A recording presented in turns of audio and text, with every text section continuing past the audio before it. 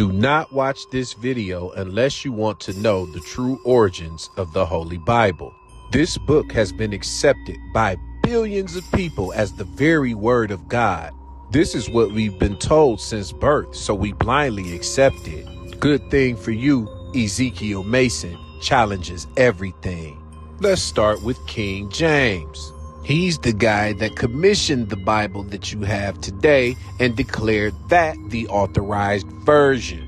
What most people don't know is that King James was a Freemason. One of his primary goals during his reign was to settle the church, which he was successful in doing. In addition to commissioning the Bible and shaping the church, he also hired William Shaw as his master of work to shape Freemasonry to what it is today.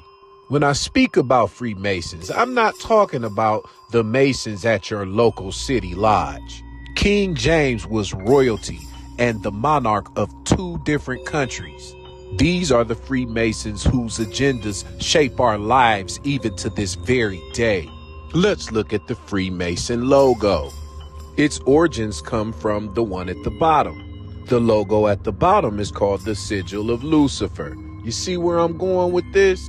The Sigil of Lucifer also is an exact match to the graph that they use to describe a solar eclipse. Do you find this the least bit peculiar?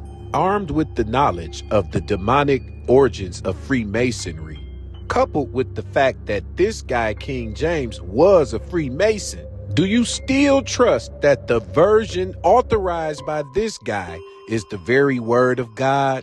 Their only goal is to deceive you. If you think they have any other goal, then you have been deceived. Take a look at this video detailing who the people in the Bible truly represent.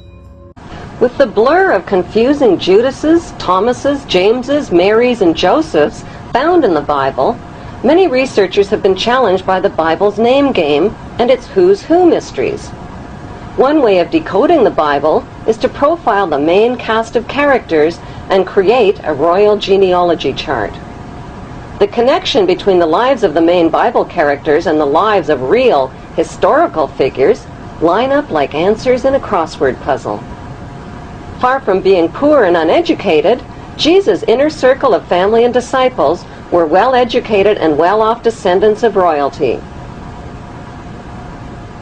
The disciple called Nicodemus of Bethany was in reality the son of Nicomedes IV of Bithynia.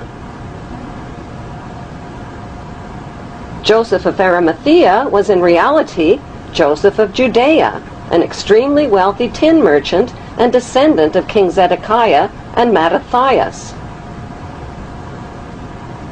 The Virgin Mary of Bethany was in reality Mary of Bithynia and wife of her rich uncle Joseph of Judea.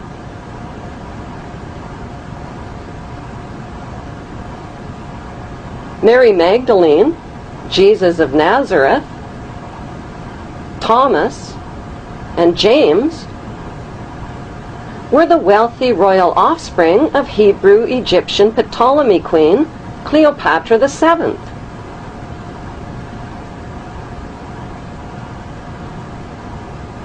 Why did the Bible alter and even omit key historical names and dates?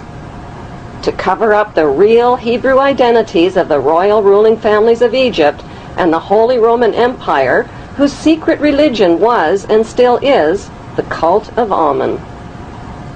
Why in the world did first-century Jews living at the time of Jesus threaten to punish by death anyone who dared to copy, sculpt, or draw the face of Jesus and his graven image?